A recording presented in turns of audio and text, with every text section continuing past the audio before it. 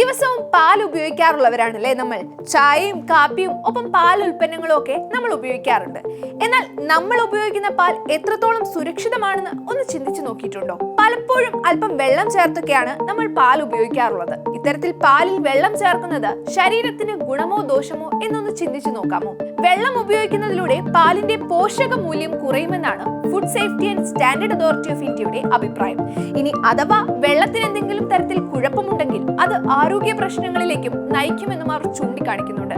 അടുത്തിടെ food safety and standard authority of ഇന്ത്യയുടെ ഔദ്യോഗിക ഇൻസ്റ്റഗ്രാം അക്കൗണ്ടിൽ ഒരു വീഡിയോ പങ്കുവച്ചിരുന്നു.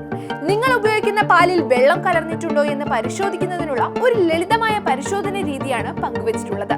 വീഡിയോയുടെ അടിക്കുറിപ്പ് ഇങ്ങനെയായിരുന്നു: നിങ്ങൾ ഉപയോഗിക്കുന്ന പാലിൽ വെള്ളം കലർന്നിട്ടുണ്ടോ? ഒരു ലളിതമായ പരിശോധനയിലൂടെ നിങ്ങൾക്കിത് എങ്ങനെ പരിശോധിക്കാം എന്ന് കാണിക്കുന്ന വീഡിയോയാണ് പങ്കുവച്ചിട്ടുള്ളത്. പാലിൽ വെള്ളം ചേർത്തിട്ടുണ്ടോ എന്ന് തിരിച്ചറിയാനുള്ള മാർഗം food safety and standard authority of India പങ്കുവച്ചിരിക്കുന്നത് ഇങ്ങനെയാണ്. വൃത്തിയുള്ള ഒരു ഗ്ലാസ് സ്ലൈഡ് അല്ലെങ്കിൽ പ്ലേറ്റ് എടുക്കുക. 1 മുതൽ 2 മില്ലി ലിറ്റർ പാൽ ഗ്ലാസ് പ്ലേറ്റിലോ സ്ലൈഡിലോ ഒഴിക്കുക.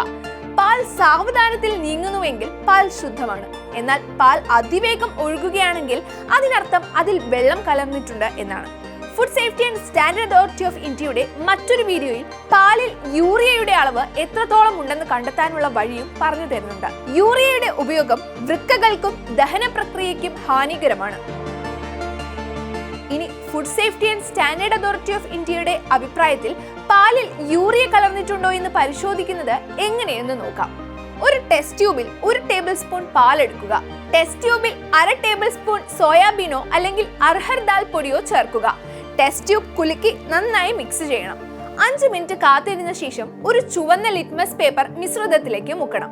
1/2 മിനിറ്റ് കാത്തിരുന്ന ശേഷം തുടർന്ന് ചുവന്ന ലിറ്റ്മസ് പേപ്പർ നീക്കം ചെയ്യാം. മായം കലരാത്ത പാലിലാണെങ്കിൽ ചുവന്ന ലിറ്റ്മസ് പേപ്പർ നിറം മാറില്ല. എന്നാൽ മായം കലർന്ന ലിറ്റ്മസ് പേപ്പർ ആണെങ്കിൽ ലിറ്റ്മസ് പേപ്പറിന്റെ നിറം നീലയായി മാറും. വീട്ടിൽ പാലിന്റെ പരിശുദ്ധി പരിശോധിക്കുന്നതിനും മായം കലരാനുള്ള സാധ്യത തടയുന്നതിനും വിശ്വസനീയവും ആധികാരികവുമായ സ്രോതസ്സുകളിൽ നിന്നാണ് പാൽ വാങ്ങുന്നതെന്ന് ഉറപ്പാക്കാൻ ഈ ഘട്ടങ്ങൾ പാലിക്കാം.